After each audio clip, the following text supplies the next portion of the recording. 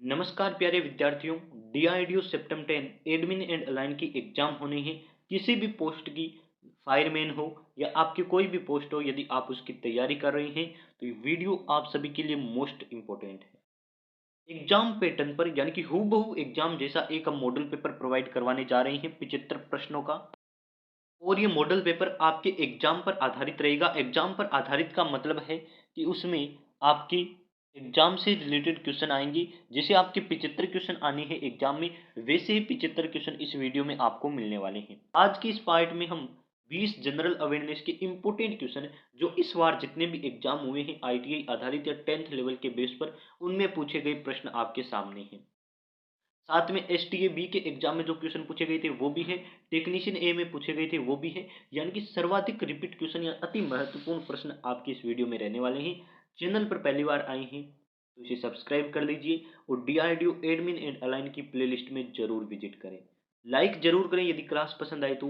और कोई आपका फ्रेंड है जो किसी चैनल की या किसी वीडियो की तलाश कर रहा है तैयारी के लिए, तो आप इस चैनल को उसके साथ शेयर जरूर कर दीजिए कि इस चैनल पर स्टडी मटेरियल पड़ा है।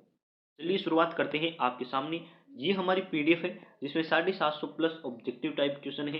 250 नहीं है, 700 से ज़्यादा क्वेश्चन है। आप इसमें डाउनलोड कर लीजिए। आपके लिए इंपोर्टेंट सिलेबस पर बनाई गई है डीआरडीओ सेप्टेम 10 के लिए। लिंक डिस्क्रिप्शन में गिवन है, वहां से डायरेक्ट डाउनलोड कर लीजिए। आपके लिए इंपोर्टेंट क्वेश्चन शामिल किए गए हैं। क्वेश्चन नंबर 1 आपकी स्क्रीन पर है और संविधान से ये क्वेश्चन हर एग्जाम में आता है। आप एग्जाम में छपा हुआ मानकर ही चलिए। यदि ये क्वेश्चन नहीं आया तो मैं चारों ऑप्शन को एक्सप्लेन कर दूंगा, उनमें से भी एक क्वेश्चन जरूर मिलेगा। इस वीडियो से कई क्वेश्चन आपको एग्जाम में मिलने वाले हैं, ये मैं पूरी गारंटी के साथ कहता हूँ। एग्जाम के बाद भी इस क्लास को जरूर देख लीजिए। वोट डालने की उम्र 21 से 18 वर्ष किस संविधान संशोधन में की गई? तो अब आपको ये याद कर लेना है। तो मैं लाइन वाइज एक्सप्लेनेशन कर देता हूँ। 42वां संविधान संशोधन क्या कहता है? ये हुआ था 1976 में। कब हुआ था पहले तो आपको ये बात ध्यान करनी है। 1976 में 42वां संविधान संशोधन हुआ था। किस समिति की सिफारिश पर? तो वो भी याद कर लीजिए, सरदार स्वर्ण सिंह समिति थी जिसकी सिफारिश पर 42वां संविधान संशोधन हुआ था। और इसमें अनुच्छेद 51 में, यानी कि अनुच्छेद 51A में 10वां मौलिक कर्तव्य या 10 मौलिक कर्तव्य जोड़े गए थे। तो आप पूछेंगे अब कितने हैं? तो अब 11 मौलिक कर्तव्य हैं। और 11वां मौलिक कर्तव्य कब जोड़ा गया था? तो वो 86वां संविधान संशोधन में जोड़ा गया था। ये भी एक्सप्लेनेशन हो गया कि 86वां संविधान संशोधन कब हुआ? 2002 में। और इसमें 11वां मौलिक कर्तव्य जोड़ा गया। 11वां मौलिक कर्तव्य कहता है निःशुल्क शिक्षा का प्रावधान किया गया है 11वें मौलिक कर्तव्य में। तो ये आपको बात ध्यान रखनी है। दो क्वेश्चन यहां से आते हैं, फिर आपके पूछे जाते हैं। वो प्रश्न है ऑप्शन नंबर डी के अकॉर्डिंग अनुच्छेद 40 कहता है कि ये ग्राम पंचायत के गठन से संबंधित अनुच्छेद है। ये आपको ध्यान रखना है। अब आपके सामने जो ऑप्शन नंबर ए है वो इसका राइट आंसर है। ऑप्शन नंबर ए 61वां जो संविधान संशोधन है उसमें वोट डालने की उम्र को 18 से 21 से 18 वर्ष किया गया है। ऑप्शन नंबर ए इसका राइट आंसर है। आगे बढ़ते हैं। नेक्स्ट क्वेश्चन हमारी स्क्रीन पर कि जीएसटी कब लागू किया गया? और ये क्वेश्चन हर एग्जाम में छपता है। जीएसटी से संबंधित प्रश्न। ऑप्शन नंबर ए आपका है 1 जुलाई 2017, 24 जनवरी 1950, 26 जनवरी 1950, नन ऑफ दीज। तो जीएसटी से संबंधित क्वेश्चन जो भी है वो मैं इस पार्ट में करवा देता हूँ। पहले भी मैंने करवा रखे हैं। इसका पूरा नाम पूछ ले तो आपको लिखना है goods and service tax. Goods and service tax यानी कि इसका मतलब क्या होता है? वस्तु और सेवा कर। हिंदी में भी ऑप्शन मिल सकता है वस्तु और सेवा कर। कब लागू हुआ? 1 जुलाई 2017 को लागू हुआ। किस समिति की सिफारिश पर लागू हुआ? तो विजय केलकर समिति आपको याद रखनी है। विजय केलकर समिति की सिफारिश पर जीएसटी को लागू किया गया। ये भी बातें आपको ध्यान रखनी है।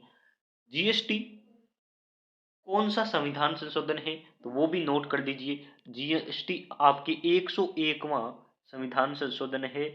यानी कि 101वां संविधान संशोधन जीएसटी है। 2017 को लागू हुआ। किस सूची का विषय? यानी कि तीन सूचियां होती है, समवर्ती, राज्य सूची और असंघ सूची। तो किस सूची का विषय है? तो आपको ध्यान रखना है ये समवर्ती सूची का विषय है। इतना भी आपको नोट कर लेना है। ये पीडीएफ में मैं टेलीग्राम पर दे दूंगा, आप वहां से कर सकते हैं। लिंक डिस्क्रिप्शन में दे रखा है, टेलीग्राम का ज्वाइन हो जाइए। और किस प्रकार का कर है, तो ये अप्रत्यक्ष कर की श्रेणी में आता है। ऐसा भी एग्जाम में क्वेश्चन आ चुका है कि निम्न में से अप्रत्यक्ष कर कौन सा है, तो यदि जीएसटी ऑप्शन में हो तो आपको उसी की तरफ जाना है, अप्रत्यक्ष कर की श्रेणी में आता है। इस क्वेश्चन का आंसर आपके ऑप्शन नंबर ए है, मैंने आपको बता दिया है। बढ़ते हैं नई क्वेश्चन की तरफ। भाषाई आधार पर बनने वाला पहला राज्य कौन सा है? भाषाई आधार पर यानी कि भाषा के आधार पर राज्य बने थे, तो पहला राज्य कौन सा बना? तो आपको पहले तो ध्यान रखना है, 8वां संविधान संशोधन, 7th संविधान संशोधन कहता है 1965 का है। राज्य पुनर्गठन आयोग, ये आपको ध्यान रखना है।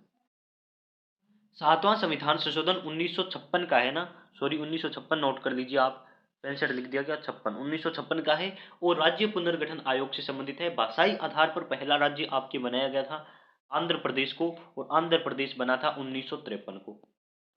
भाषाई आधार पर पहला राज्य 1953 को आंध्र प्रदेश को बनाया गया था। राज्य पुनर्गठन आयोग से संबंधित क्वेश्चन आता है कि इसके अध्यक्ष कौन थे, तो फजल अली इसके अध्यक्ष थे। तेलंगाना कब राज्य बना, ये भी तो क्वेश्चन आ सकता है ना। तो 2 जून 2014 की बात है, नया राज्य बनाया गया था तेलंगाना 2014।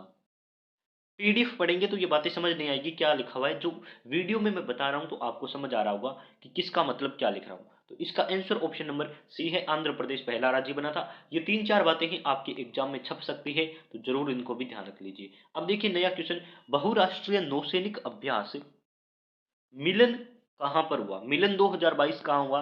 तो इसका आंसर है विशाखापट्टनम में मिलन 2022 का, यानी कि मिलन 2022 का इसका अभ्यास संपन्न किया गया या फिर आयोजन किया गया विशाखापट्टनम में।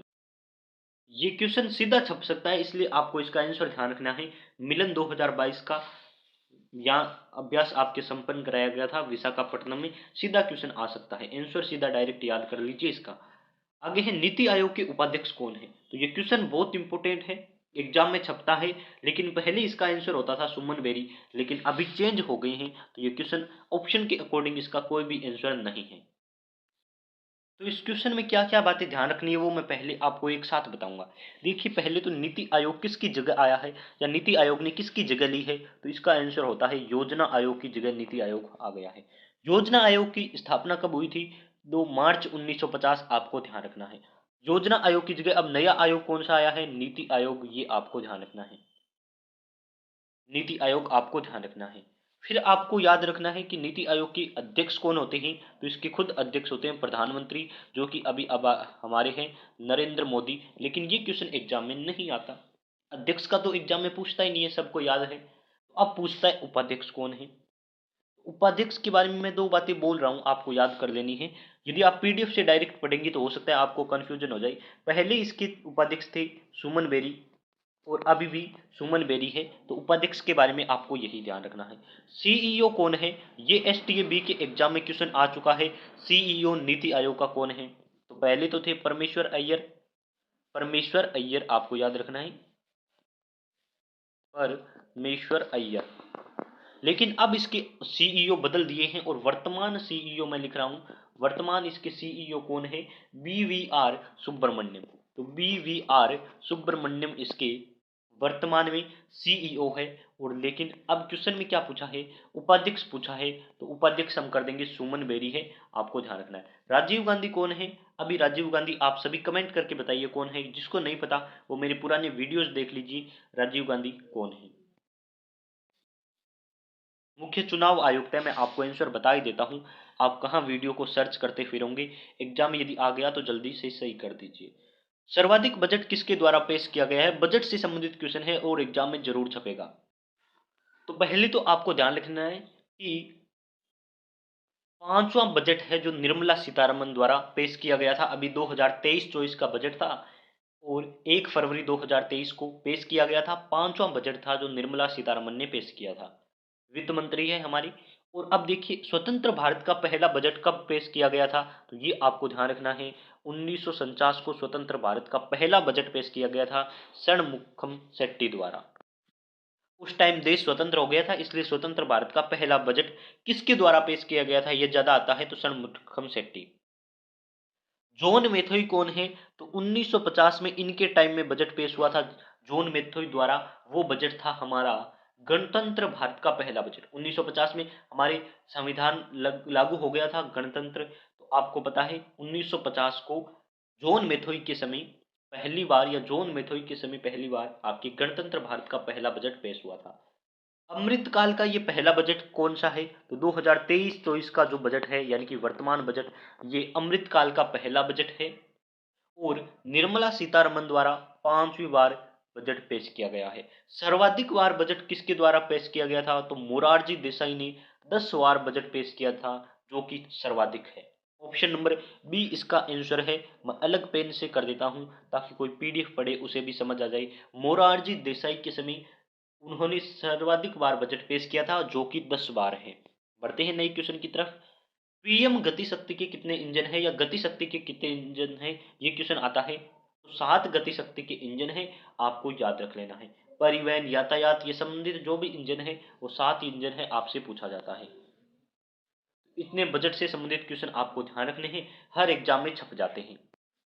ये क्वेश्चन डायरेक्ट आता है और इससे संबंधित और क्वेश्चन भी मैंने पहले करवा रखे हैं, आप उन्हें जरूर देख लीजिए, आपकी हेल्प हो जाएगी। अब देखिए नया क्वेश्चन है, मौलिक कर्तव्य किस देश से लिए गए हैं? मौलिक कर्तव्य, मौलिक अधिकार, नीति निर्देशक तत्व और दक्षिण अफ्रीका से क्या लिए गए हैं, ये सारी बातें आपको पता होनी चाहिए। अमेरिका की जब बात आती है तो आपको ध्यान होना चाहिए हमने अमेरिका से क्या लिया है। अमेरिका से हमने ले रखा है मौलिक अधिकार। अमेरिका ऐसे और मौलिक अधिकार अमेरिका से लिए हैं। याद करने का तरीका है ए। फिर अमेरिका से एक और चीज ली है, वो है स्वतंत्र न्यायपालिका, यानी कि स्वतंत्र न्यायपालिका और मौलिक अधिकार अमेरिका से लिए गए हैं। आयरलैंड से क्या लिए हैं? नीति निर्देशक तत्व, यानी कि डीपीएसपी आयरलैंड से लिए गए हैं। डीपीएसपी, ये डी लिखा है मैंने, ध्यान रख दीजिए। उसके बाद रूस से क्या लिए हैं? तो रूस से भी आपको पता होना चाहिए, मौलिक कर्तव्य रूस से लिए गए हैं, जैसा कि क्वेश्चन में पूछा है। तो इसका ऑप्शन हो जाएगा ऑप्शन नंबर बी इसका आंसर। दक्षिण अफ्रीका से आपने क्या लिए हैं? तो संविधान में संशोधन किया जा सकता है, संविधान संशोधन हमने दक्षिण अफ्रीका से लिए हैं। ये 4 बातें आपको ध्यान रखनी है। आई होप इसका आंसर आपको पता चल गया है। अब राष्ट्रीय उद्यान से संबंधित हर एग्जाम में क्वेश्चन आते हैं, तो वो भी मैं आपको बता देता हूं कि वाल्मीकि राष्ट्रीय उद्यान कहाँ है, ऐसा क्वेश्चन पूछा गया है। इसका आंसर पहले तो नोट कर लीजिए, आपके वाल्मीकि जो है वो बिहार में स्थित है। ऑप्शन नंबर बी आंसर है। अब आपसे पूछा भी जा सकता है कि दुधवा कहाँ है? तो उत्तर प्रदेश में दुधवा राष्ट्रीय उद्यान है, जो सबसे ज्यादा बार पूछा गया है, दुधवा राष्ट्रीय उद्यान। कान्हा कहाँ है? कान्हा, पन्ना, ये जो भी है ये मध्य प्रदेश में है, तो आप इन्हें भी नोट कर लीजिए। कान्हा, पन्ना और कुन्नो। कुन्नो अभी चर्चा में रहा था, आप सभी को याद है, किस लिए चर्चा में है वो आप कमेंट में जरूर बताइए। उत्तराखंड में क्या है? तो उत्तराखंड में जो है वो सबसे ज्यादा इंपॉर्टेंट है जिम कार्बेट, और जिम कार्बेट का अभी नाम कर दिया है रामगंगा नेशनल पार्क। ये भी आपको ध्यान रखना है, जिम कार्बेट, रामगंगा, और आपको पहले इसका नाम था हेली नेशनल पार्क जो उत्तराखंड में है। वर्तमान नाम इसका है रामगंगा, और एग्जाम में रामगंगा नाम से क्वेश्चन आ सकता है। तो इसका ऑप्शन नंबर बी सही आंसर है। आगे बढ़ते हैं नए क्वेश्चन की तरफ। क्वाड में कौन सा देश शामिल नहीं है? क्वाड यानी कि 4 देशों का समूह, जिसमें 4 देश शामिल होते हैं, उन्हें कहते हैं क्वाड। कौन सा देश है जो शामिल नहीं है, ऐसा क्वेश्चन आता है। एसटीएबी के एग्जाम में आया था, G7 में कौन सा देश शामिल नहीं है? तो इसके लिए मैंने वीडियो में बता रखा है, आप वहां से देख लीजिए। जनरल अवेयरनेस की प्लेलिस्ट आपके लिए हेल्पफुल है, जाकर उसे जरूर देखिए। तो क्वाड में देशों के नाम याद कर लीजिए। इसमें है आपके 4 देश, जिसमें पहला है भारत, फिर है आपके यूएसए यानी कि अमेरिका, जापान, और चौथा आपके देश है वो है ऑस्ट्रेलिया। ऑस्ट्रेलिया देश शामिल है। ये मैंने नाम लिखे उन देशों के जो शामिल है, लेकिन इस क्वेश्चन में पूछा है कौन सा देश शामिल नहीं है, तो इसका आंसर है चीन। इस क्वाड के समूह में चीन देश को शामिल नहीं किया गया है, ये आपको ध्यान रखना है। G7 वाला मैंने पहले से आपको बता रखा है, आप वहां से जरूर पढ़ें। आगे बढ़ते हैं, प्रवासी भारतीय दिवस कब मनाया जाता है? तो 23 जनवरी को कौन सा दिवस होता है? पराक्रम दिवस। सुभाष चंद्र बोस, आपको याद है, 23 जनवरी पराक्रम दिवस। 22 अप्रैल को क्या होता है? ऐसे अप्रैल यानी कि अर्थ डे, यानी कि पृथ्वी दिवस। 9 जनवरी को होता है प्रवासी भारतीय दिवस, क्योंकि 9 जनवरी को गांधी जी आए थे दक्षिण अफ्रीका से भारत में, इसलिए प्रवासी भारतीय दिवस 9 जनवरी को मनाया जाता है। 28 फरवरी को क्या होता है, तो वो पूछा जाता है आपके विज्ञान दिवस। और अभी अभी विज्ञान दिवस गया है, आपके एग्जाम में आ सकता है। और 8 मार्च वाला डे यानी कि महिला दिवस, अंतर्राष्ट्रीय महिला दिवस भी अभी अभी हुआ है सेलिब्रेट, तो ये भी आपसे पूछा जा सकता है, जरूर इसे याद कर लीजिए। तो इसका आंसर आपके रहेगा ऑप्शन नंबर सी। बढ़ते हैं आगे क्वेश्चन की तरफ।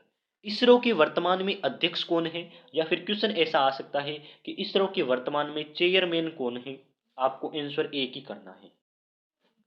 के सिवान पहले थे, सतीश रेड्डी आपकी डीआरडीओ के पहले थे, यानी कि वर्तमान में नहीं है, वर्तमान में जो है उससे पहले के थे। समीर कामत अभी आपके डीआरडीओ की वर्तमान अध्यक्ष है।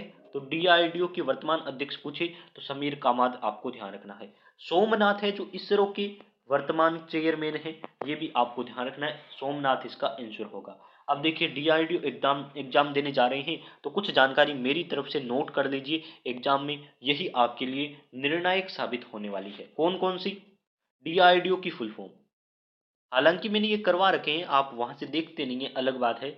डीआरडीओ की full form defence research development organisation, ये आपको ध्यान रखना है। फिर आपको इसकी स्थापना पूछी जाती है, मैंने करवा रखी है, आप वहां से देखिए। डीआरडीओ के अध्यक्ष पूछे जाते हैं, और इसकी एक इंपॉर्टेंट मिसाइल है, आप उसे देखें। तो ये सारी जानकारी कहाँ मिलेगी? हमारी डीआरडीओ पेपर्स की प्लेलिस्ट में जाइए, वहां आपको ये सारी जानकारी एक साथ मिलेगी, जरूर देख लीजिए। डीआरडीओ की हर शिफ्ट में इससे संबंधित एक क्वेश्चन आया है, आपके भी आ सकता है, तो जरूर उसे देख लीजिए। बढ़ते हैं नए क्वेश्चन की तरफ। क्वेश्चन आपका है कि किस अनुच्छेद में कहा गया है कि भारत का एक राष्ट्रपति होगा। तो अनुच्छेद 72 आपको सभी को याद है, क्षमादान। राष्ट्रपति किसी भी अपराध के लिए क्षमा दे सकता है, या फिर क्षमा का दान कर सकता है। यदि किसी ने बड़े से बड़ा कोई अपराध कर रखा है, तो राष्ट्रपति उसे क्षमा करने की एक अधिकार रखता है, या फिर एक शक्ति रखता है। अनुच्छेद 57 क्या कहता है? तो 57 नहीं याद रखना, आपको याद रखना है 61। 61 ज्यादा इंपॉर्टेंट है, टेक्नीशियन एक के एग्जाम में आ चुका है। अनुच्छेद 61 कहता है कि आपके राष्ट्रपति पर महाभियोग लगा सकते हैं। तो राष्ट्रपति के महाभियोग का आर्टिकल कौन सा है? 61 है। 52वां क्या कहता है आपके? 52वां आपके कहता है भारत का एक राष्ट्रपति होगा। जैसा कि क्वेश्चन में पूछा है, तो इसका आंसर होगा अनुच्छेद 52 कहता है कि भारत का एक राष्ट्रपति होगा, ऑप्शन नंबर सी आंसर है।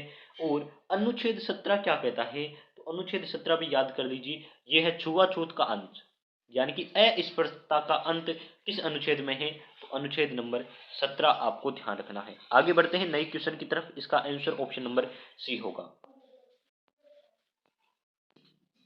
स्टेच्यू ऑफ प्रोस्पेरिटी कहाँ स्थित है? इससे संबंधित एक क्वेश्चन पूछा गया था एसटीएबी के एग्जाम में, इसलिए इसे याद कर लीजिए, क्या क्या इंपॉर्टेंट क्वेश्चन है। स्टेच्यू ऑफ प्रोस्पेरिटी कहाँ स्थित है? तो आपको ध्यान रखना है बंगलुरु शहर में स्थापित की गई है।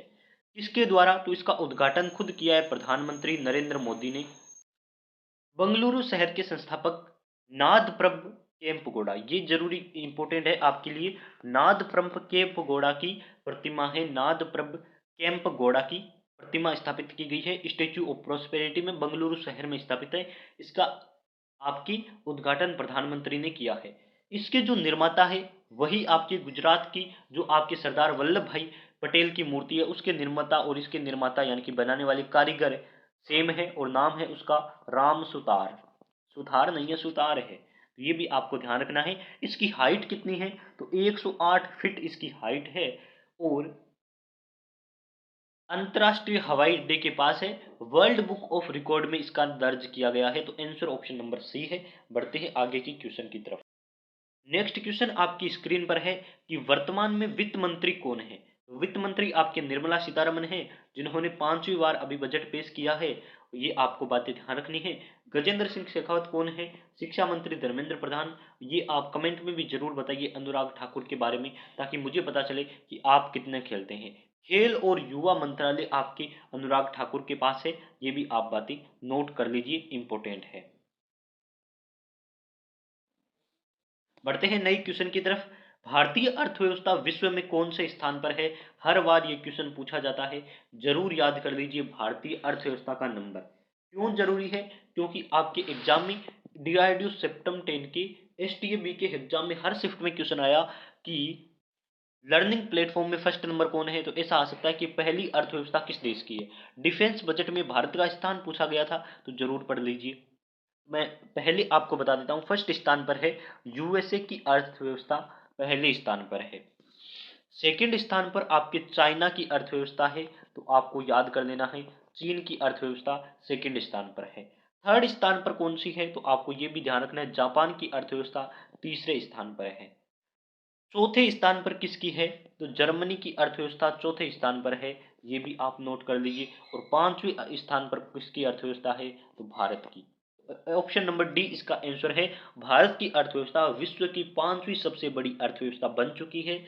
और एक क्वेश्चन और आता है कि किसे पछाड़कर या किसे पीछे छोड़कर पांचवी बड़ी है? तो छठी अर्थव्यवस्था आपकी इंग्लैंड की अर्थव्यवस्था है, छठी व्यवस्था, यानी कि भारत ने इंग्लैंड को पीछे छोड़ दिया है और पांचवी अर्थव्यवस्था बन चुकी है। बढ़ते हैं नई क्वेश्चन की तरफ। क्वेश्चन है कि किरण देसाई को किस पुस्तक के लिए बुकर अवार्ड दिया गया? आपको ये क्वेश्चन पूछा जाता है। व्हाइट टाइगर की कौन है लेखक? अरविंद अडिगा, याद कर लीजिए अरविंद अडिगा। गीता रहस्य बाल गंगाधर तिलक है, सबको याद है। गॉड ऑफ स्मॉल थिंग्स आपकी अरुंधति रॉय की पुस्तक है मेरे अकॉर्डिंग, तो आप इस क्वेश्चन का जरूर मिलान कर लीजिए। The God of small things Arundhati Roy की है। और इस क्वेश्चन का आंसर ऑप्शन नंबर सी है। अब मुझे याद आ चुका है, सॉरी इस क्वेश्चन में थोड़ी सी मिस्टेक हो गई है। ये आपकी क्वेश्चन पूछी जाती है अरुंधति रॉय की है, और ऑप्शन नंबर डी इसका आंसर है। किरण देसाई की पुस्तक ऑप्शन नंबर सी वाली है, द इनहेरिटेंस ऑफ लॉस, ये वाली पुस्तक है किरण देसाई की, जिसको बुकर पुरस्कार से सम्मानित किया गया है। जरूर पढ़ लीजिए और एक बार इंटरनेट से मिलान कर लीजिए। आई होप आप ये सब कर लेंगे। पूना पैक्ट कब हुआ? तो ये क्वेश्चन हर बार पूछा जाता है। गांधी इरविन समझौता, पूना पैक्ट, 1925 का कानपुर अधिवेशन, तो मैं आपको बता देता हूँ। 1925 में क्या हुआ था? कानपुर अधिवेशन हुआ था, जिसकी अध्यक्षता किसने की थी? आप बताएंगे, सरोजनी नायडू ने। 1760 में क्या हुआ था? इस समय आपकी वांडीवास का युद्ध हुआ था, जो एग्जाम में पूछा जाता है, वांडीवास का युद्ध 1760 में। और वो वाली युद्ध भी आप जरूर बता दीजिए कि पलासी युद्ध कब हुआ, बक्सर युद्ध कब हुआ 1764, और तो जरूर बताइए। 1931 में क्या हुआ? तो 5 मार्च 1931, पूरी डेट याद कर लीजिए, 5 मार्च 1931, एग्जाम में पूरी मिल सकती है। 5 मार्च 1931 को गांधी इरविन समझौता हुआ था। गांधी जी और इरविन के बीच समझौता हुआ था। 23 मार्च 1931, अभी मार्च चल रहा है इसलिए मैं आपको बता रहा हूँ। 23 मार्च 1931 को क्या हुआ था? राजगुरु सुखदेव और भगत सिंह को फांसी दी गई थी 5 मार्च के बाद, समझौते के बाद। 1932 को आपके पूना पैक्ट हुआ था। और पूना पैक्ट कहाँ हुआ था? गांधी जी और बी आर अम्बेडकर यानी कि डॉक्टर भीमराव अंबेडकर के बीच हुआ था। यरवदा जेल पुणे में किया गया था। तो 1932 आंसर है इसका। आप इसे जरूर पढ़ लीजिए, आपके लिए इंपॉर्टेंट है। बढ़ते हैं आगे नई क्वेश्चन की तरफ। इसका आंसर मैंने आपको बता दिया है। इतनी मेहनत कर रहा हूँ, काफी देर से क्लास लगा रहा हूँ, तो जरूर लाइक कर दीजिए, शेयर कर दीजिए। बुक आपको दे रखी है पीडीएफ की लिंक, उसे भी डाउनलोड जरूर करें। संविधान की आत्मा किस अनुच्छेद को कहा गया है? तो अनुच्छेद आपको याद होना चाहिए। अनुच्छेद 32 आपकी संविधान की आत्मा कहलाता है। इसे कब कहा गया, यानी कि किसने अनुच्छेद 32 को संविधान की आत्मा कहा? तो डॉक्टर भीमराव अंबेडकर ने इसे संविधान की आत्मा कहा। और डॉक्टर भीमराव अंबेडकर को 1990 में एक चीज मिली थी जो इंपॉर्टेंट है, भारत रत्न से सम्मानित किया गया था 1990 में। अनुच्छेद 17 है आपकी छुआछूत का अंत। और आपकी 19 अनुच्छेद 72 है चाहे राष्ट्रपति की क्षमा दान की शक्ति, तो ये भी जरूर याद कर लीजिए, पूछा जाता है। आपके राइट आंसर है ऑप्शन नंबर ए, अनुच्छेद 32 संविधान की आत्मा कहा गया है। बढ़ते हैं आगे क्वेश्चन की तरफ। और उस विकल्प का चयन करें जो तीसरे पद से उसी प्रकार संबंधित है जिस प्रकार दूसरा पद पहले पद से संबंधित है। जैसे दे रखा है आपको, भेड़ झुंड। भेड़ जिस प्रकार से झुंड से संबंधित है, मधुमक्खियां किससे संबंधित होगी, ऐसा क्वेश्चन पूछा गया है। इजी क्वेश्चन है, 1 मिनट से कम टाइम में कर सकते हैं। मधुमक्खियां भीड़ से संबंधित होगी, जिस प्रकार भेड़ें झुंड में रहती हैं, मधुमक्खियां भीड़ में रहती हैं। क्वेश्चन देखना है, पढ़ना है और करना है। जैसे क्वेश्चन पूछा जाता है कि लोहार जिस प्रकार से लोहे से संबंधित है, तो आपसे पूछा जा सकता है कि दर्जी किससे संबंधित होगा, तो आप कहेंगे कपड़े से। सुनहार किससे संबंधित होगा, तो सुनार आपके सोने से। इस प्रकार से सुथार किससे संबंधित है, तो लकड़ी से। ऐसे क्वेश्चन आ सकते हैं। यानी कि एक व्यवसाय दे दिया और व्यवसाय में जिस काम को करता है या जिस चीज की आवश्यकता पड़ती है वो चीज का नाम दे दिया, तो हम भी पहचान कर लेंगे। इजी क्वेश्चन है, आई होप सभी कर पाएंगे। देखिए नया क्वेश्चन, बहुत अच्छा क्वेश्चन है, टाइम लगेगा थोड़ा सा, एक्सप्लेन करेंगे। आकांक्षा, प्रेक्षा, सुहाना, दीक्षा और रश्मि एक पंक्ति में बैठे हैं। तो हम एक पंक्ति बना लेते हैं, ये रही पंक्ति। और इस पंक्ति में कौन बैठे हैं, तो आप कहेंगे ये पांचों बैठे हैं इस पंक्ति में। ये देखिए मैं लाइन बना देता हूँ, एकदम सीधी सी लाइन। सीधी तो नहीं बनी है, ये लीजिए, अब ठीक है, जैसी भी है कर लेंगे स्पीड से। पांच बैठी है और दूसरी लाइन देखिए, सुहाना दीक्षा और आकांक्षा के बीच बैठी है। तो हम मान लेते हैं कि ये आपकी दीक्षा, दीक्षा को मैं डी से दिखा रहा हूँ और आकांक्षा को ए से दिखा रहा हूँ। इसके बीच में बैठी है आपकी सुहाना, यानी कि एस बैठी है। ठीक है। दूसरी लाइन कह रही है रश्मि, रश्मि छोर पर नहीं है, यानी कि रश्मि आपके एंड पर नहीं है, सिरों पर नहीं है, यानी कि लास्ट में रश्मि नहीं है। तो रश्मि को हमें कहीं ना कहीं बीच में बिठाना है। चलिए मैं एक जगह बिठा देता हूँ, बाद में अगली लाइन पढ़ लेते हैं। न ही दीक्षा के बगल में है, यानी कि दीक्षा है इसके बगल में नहीं है, तो हम आकांक्षा के बगल में रश्मि को बिठा देते हैं। दीक्षा से इसे इसकी बनती नहीं है, दीक्षा के पास नहीं बैठी है, हम इसे बिठा देते हैं आकांक्षा के पास में।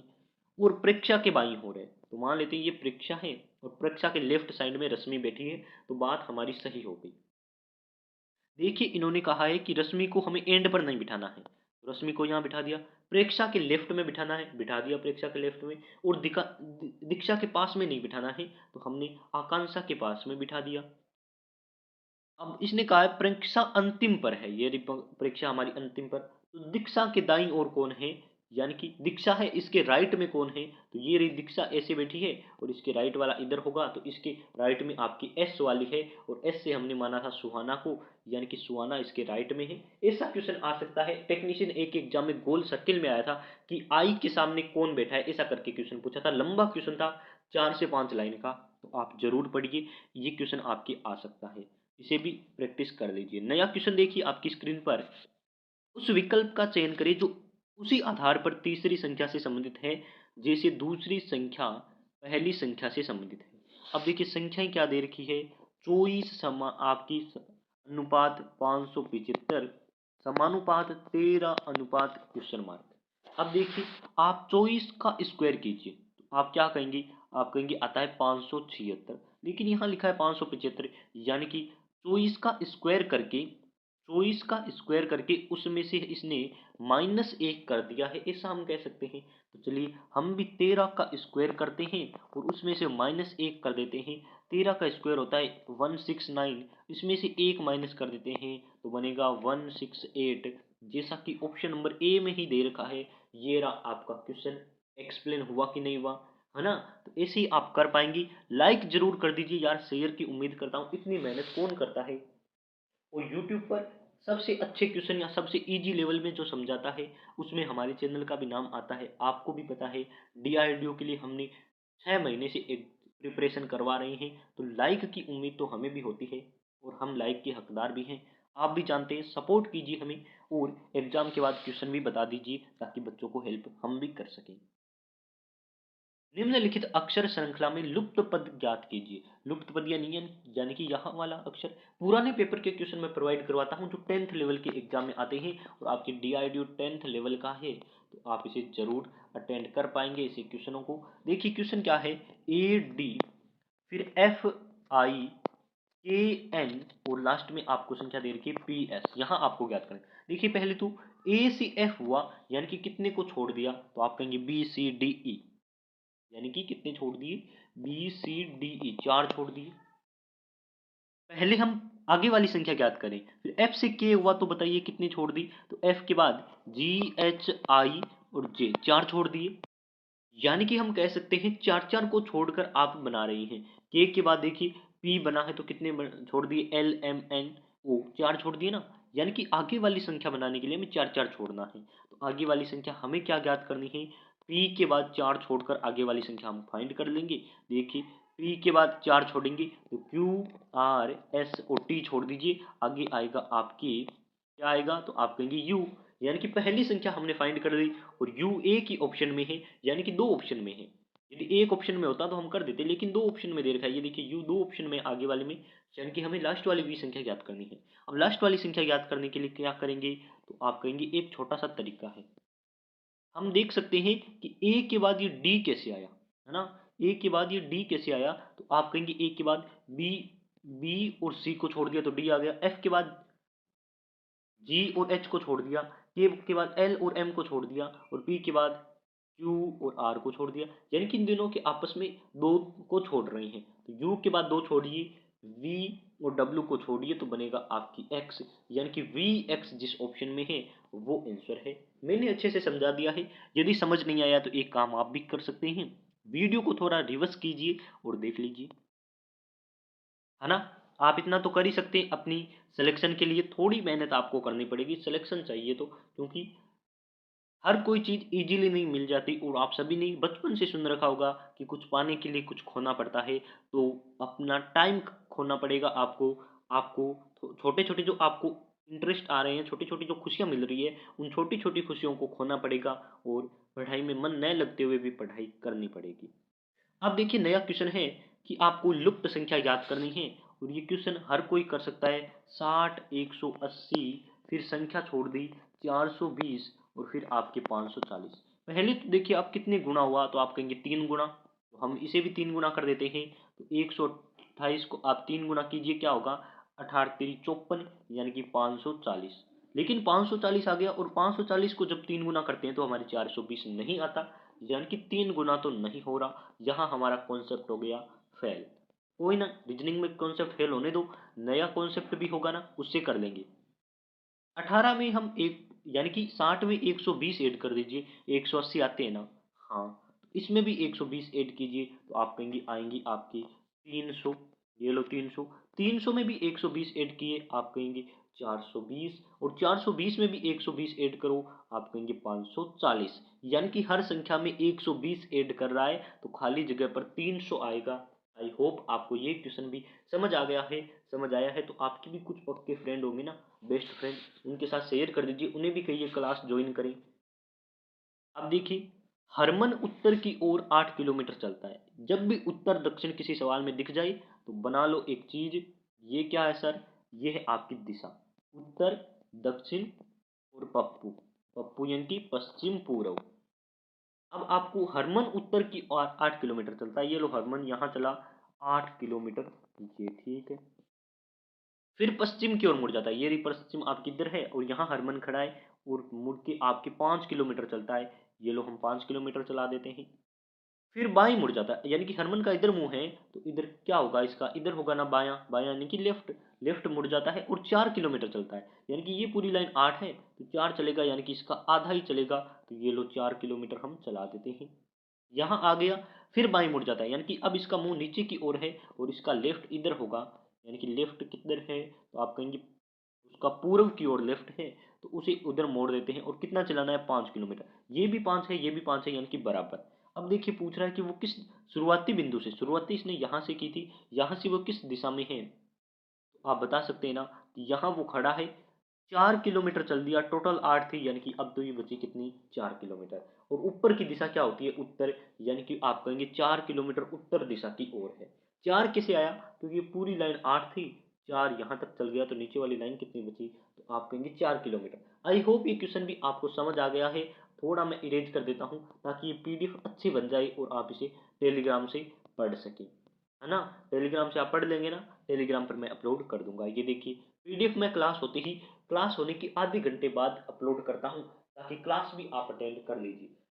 क्लास के हाथों हाथ नहीं अपलोड कर पाता, क्योंकि मेरी भी पर्सनल लाइफ होती है और काम होते हैं। मैं उसके टाइम जैसे ही मिलता है अपलोड कर देता हूँ। कई बार अपलोड नहीं होती है, इसकी भी वजह है, मुझे थोड़ा दुख भी है, क्योंकि जब जैसी क्लास होती है तो मैं क्लास के बाद पीडीएफ सेव करना ही भूल जाता हूँ। जल्दी जल्दी में पीडीएफ सेव करना भूल जाता हूँ, तो आपको अपलोड नहीं करवा पाता हूँ। लेकिन अभी मैं थोड़ा दिमाग पर जोर देता हूँ और पीडीएफ सेव कर ही लेता हूँ, ऐसे भी करके। दिए गए विकल्पों से संबंधित संख्या को चुनिए। अब देखिए 5 से 30 हुआ है ना, तो 8 का भी कीजिए। इसके तीन तरीके हैं, मैं तीनों तरीके बताऊंगा। 5 को आप 6 गुना कर दीजिए, 30 होते हैं ना, तो हम 8 को भी 6 गुना करेंगे, तो 8 को 6 गुना कीजिए 48। क्या 48 किसी ऑप्शन में है? तो आप कहेंगे नहीं, यानी कि कॉन्सेप्ट नंबर 1 फेल। दूसरा है 5 है, तो 5 का स्क्वायर कीजिए, आप कहेंगे 25, और 25 में आप 5 ऐड कर दीजिए। 25 में 5 ऐड करते हैं तो आपके कितने आते हैं? 30। तो आपने क्या किया, आपने इस संख्या का स्क्वायर किया और इस संख्या में यही वाली संख्या ऐड कर दी। तो हम भी यही करेंगे। 8 है आपकी, 8 का स्क्वायर करेंगे, ये देखिए आपकी 8 का स्क्वायर। 8 का स्क्वायर करके हम यही वाली संख्या ऐड कर देंगे, 8 ऐड कर देंगे। 8 का स्क्वायर होता है 64, और 64 में 8 ऐड करेंगे यानी कि 72। 72 किसी ऑप्शन में है क्या? तो आप कहेंगे नहीं, कॉन्सेप्ट नंबर 2 भी फेल। मैं सारे कॉन्सेप्ट बता रहा हूँ ताकि एग्जाम में आप सारे कॉन्सेप्ट फॉलो कर सके। अब देखिए तीसरा कॉन्सेप्ट है 5 का स्क्वायर करो, यानी कि इस संख्या का स्क्वायर करो। जो आपको संख्या दे रखी है उसका स्क्वायर करो, लेकिन उस संख्या में जोड़ो 5। ये 5 अपनी तरफ से जोड़ रहे हैं हम। संख्या का स्क्वायर करके 30 जो, यानी कि 5 का स्क्वायर 25, और 25 में 5 जोड़ने पर 30। तो हम भी संख्या 8 है इसका स्क्वायर करेंगे, संख्या का स्क्वायर करके उसमें 5 ऐड करेंगे अपनी तरफ से। तो संख्या का स्क्वायर होता है 64, और 5 ऐड करने पर बनेगा आपके 69, जैसा कि ऑप्शन में दे रखा है। ऑप्शन नंबर सी इसका राइट आंसर है। चलिए आगे बढ़ते हैं, और शेयर नहीं किया है तो शेयर कर दीजिए। लाइक में कंजूसी मत कीजिए, आप अच्छे खासे व्यू कर जाते हो लेकिन लाइक फिर भी 40-50 ऐसे कैसे चलेगा? कीजिए लाइक। लाइक में भी 1000+ तो कर ही सकते हैं। इतने अच्छी खासी 10,000 15,000 व्यूज आ रहे हैं, तो 1000 लाइक कितने होते हैं यार? 10% ही नहीं होते। अब देखिए निम्नलिखित प्रश्नों में दिए गए विकल्पों में से संबंधित संख्या का चयन करें। अब देखिए कैसे दे रखा है, आपको संख्या दे रखी है 64, 144 समानुपात 256। तो आपको क्वेश्चन मार्क की जगह देखना है। 64 आपको पता है 8 का स्क्वायर है, ये देखिए। फिर आपकी ये 12 का स्क्वायर है, 256 आपके 16 का स्क्वायर है, स्क्वायर याद है ना? तो आप कहेंगे देखिए 8 के स्क्वायर के बाद 12 का स्क्वायर किया है, यानी कि 4 बीच में छोड़े हैं, तो 16 के बाद 4 छोड़ने पर आता है, 16 में 4 ऐड कर दीजिए, आप कहेंगे 20। 20 का स्क्वायर कर देते हैं ना, 20 का स्क्वायर होता है 400। ऑप्शन नंबर सी सही आंसर है। यानी कि समीकरण में कैसे किया है, 8 का स्क्वायर दे दिया, फिर आपको 12 का दे दिया, बीच में 4 का गैप रखा है। 16 का स्क्वायर दे दिया, हमने भी 4 का गैप रख के 20 का स्क्वायर देके आंसर निकाल दिया। ये देखो आपका आंसर हो गया। पीडीएफ टेलीग्राम पर है, डाउनलोड कर लीजिए, पढ़ लीजिए। और 700 क्वेश्चन वाली पीडीएफ आप डाउनलोड करने के लिए लिंक दे रखा है। मॉक टेस्ट के लिए भी नीचे लिंक है, ऊपर लिंक है, उससे आप इंपॉर्टेंट क्वेश्चन पढ़ सकते हैं। मैं हर एग्जाम तक, देखिए आप जब एग्जाम में जाएंगे तब आप वीडियो तो नहीं देख पाएंगे, क्योंकि आप ट्रेन में सफ़र करते हैं, बस गाड़ी में, जहाँ भी आप सफ़र करते हैं, तो वीडियो में हो सकती है वॉइस नहीं आई या फिर प्रॉब्लम हो सकती है। लेकिन आप मॉक टेस्ट वाले क्वेश्चन तो पढ़ सकते हैं, वेबसाइट पर दे रखे हैं, पढ़ लीजिए क्वेश्चन। निम्नलिखित श्रृंखला में रिक्त स्थान की पर क्या आएगा, ऐसा पूछा है। रिक्त स्थान पर क्या आएगा? श्रृंखला देखिए 6, 9, 15, 24, 36, 51 ऐसी श्रृंखला है। और डीआरडीओ इतने इजी क्वेश्चन ही देता है, तो आपको ये भी क्वेश्चन देगा। आपके डीआरडीओ टेक्नीशियन एक इजी, बहुत इजी क्वेश्चन आया था, हर कोई कर गया था। 3 का अंतर है, फिर आप कहेंगे 6 का अंतर है, फिर आप कहेंगे 9 का अंतर है, फिर कितने का अंतर है? आप कहेंगे 12 का, फिर आपके कितने का अंतर है? 15 का। तो आप कहेंगे अंतर है ना वो 3 के पहाड़े का है, 3, 6, 9, 12, 15। तो अब हमें अंतर आगे 18 का कर देना चाहिए, है ना? 51 में और 18 का अंतर करेंगे, तो 51 में 18 ऐड कर दीजिए, तो आप कहेंगे 9 और 6 आंसर आना चाहिए, यानी कि 69 ऑप्शन नंबर ए वाला सही आंसर है। आई होप ये भी आपको समझ आ गया होगा। ये एकदम नंबर सीरीज का क्वेश्चन है, और एग्जाम में यही आएगा, यानी कि इस पैटर्न का एक क्वेश्चन जरूर आएगा। ये देखिए क्वेश्चन, यूपी आर्मिनल जो 10th लेवल का क्वेश्चन होता है, यानी कि पेपर होता है, उसमें ये क्वेश्चन पूछा गया है, और हर कोई इसे कर सकता है। इजी लेवल का क्वेश्चन है। Find the missing number, missing number find करना है। यहाँ आपके मिसिंग नंबर है, इसे फाउंड कीजिए। तो इसे फाइंड करने के लिए आपको देखना है ये कैसे आया और ये कैसे आया, है ना? तो देखिए आपको 4 को 15 से गुणा करनी है, 15 चौके कितने होते हैं? आप कहेंगे 60। 12 को 5 से गुणा करनी है, 12 पिंजू कितने होते हैं? आप कहेंगे 60। यानी कि हमें ये वाली मल्टीप्लाई करके बीच वाली संख्या लानी है। 3 को 14 से मल्टीप्लाई कीजिए, आप कहेंगे 14 तिरी 42। और 6 को 7 से मल्टीप्लाई कीजिए, 6 सत्ती 42। तो आपको 26 को 3 से मल्टीप्लाई करना है, या फिर 13 को 6 से मल्टीप्लाई करो, कैसे भी करो आपका आंसर सेम आएगा। तो ऑप्शन 13 को 6 से कर दीजिए, और या चाहे तो आप 26 को 3 से कर दीजिए, तो 13 को 6 से आप जब करते हैं तो 13 6 78 होता है। 78 आपका आंसर है। ऑप्शन नंबर सी में दे रखा है। आई होप आप सभी कर पाएंगे। इजी क्वेश्चन है, हर कोई अटेंड कर सकेगा। ये देखिए विषम का क्वेश्चन आ चुका है। विषम यानी कि ओड नंबर, ओड यानी कि जो भिन्न है वो आपको छांटना है या फिर पहचान करना है।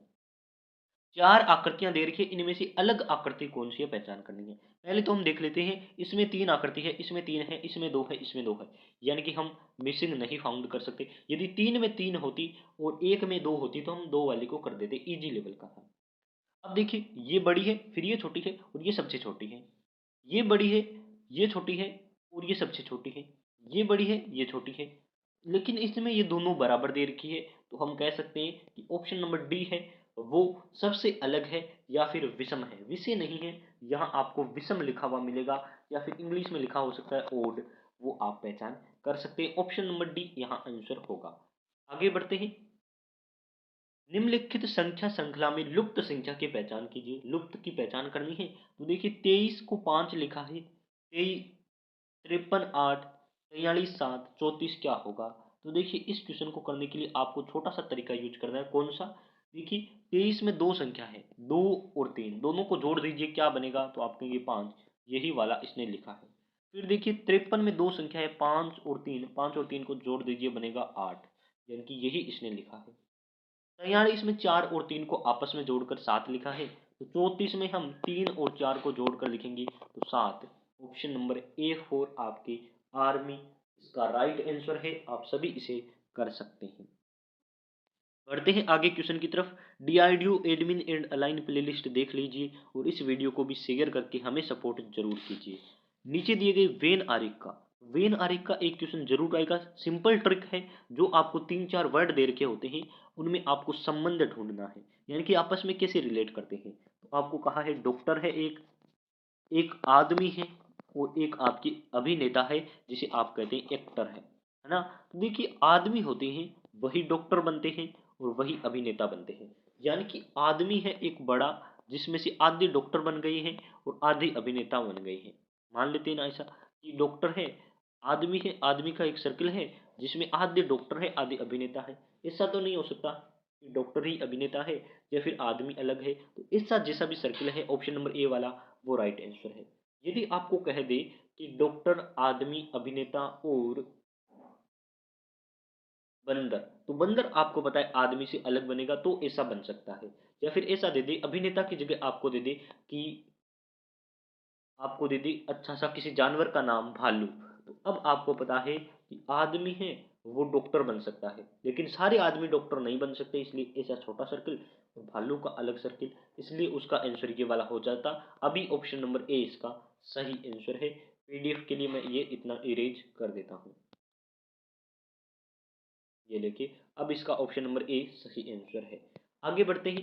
क्वेश्चन नंबर नया आपकी स्क्रीन पर, जल्दी से स्पीड में कराऊंगा। ऐसा क्वेश्चन हर एग्जाम में आता है कि 5 नदियां हैं ABCDE और ए बी की छोटी है, इस प्रकार से आपको पूरा क्वेश्चन पढ़ लेना है। मैं एक एक लाइन पढ़कर आंसर करवाऊंगा।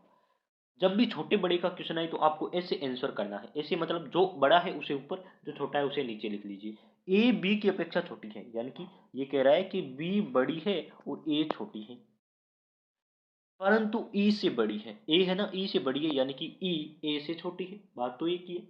सी सबसे बड़ी है, जो सबसे बड़ी है वो सबसे ऊपर जाएगी, ठीक है। यदि डी बी से कुछ छोटी है, डी है ना, बी से जो छोटी है ए से बड़ी है, यानी कि डी इन दोनों के बीच में आएगी, ताकि बी से छोटी होगी और ए से बड़ी होगी। तो बताइए सबसे छोटी कौन है? सबसे छोटी नीचे वाली होती है और सबसे नीचे है ई, यानी कि ई सबसे छोटी है। पूछ ले सबसे बड़ी कौन है, तो सी सबसे बड़ी है। सबसे बीच में कौन है, यानी कि डी सबसे बीच में है, जिसके ऊपर भी 2 है नीचे भी 2 है, यानी कि यहाँ आंसर ऑप्शन नंबर ए है। आई होप ये भी आपको समझ आ गया होगा। इस चैनल को सब्सक्राइब करके ही रखें। 10th बेस पर जितनी भी वैकेंसी आएगी उसकी प्रिपरेशन हम रेगुलर करवाएंगे। बस डीआरडीओ के बाद कुछ बच्चे अनसब्सक्राइब मार देते हैं, तो उनसे रिक्वेस्ट है सब्सक्राइब करके रखें, सपोर्ट रखिए। दिए गए विकल्पों में से संबंधित शब्द को चुनिए।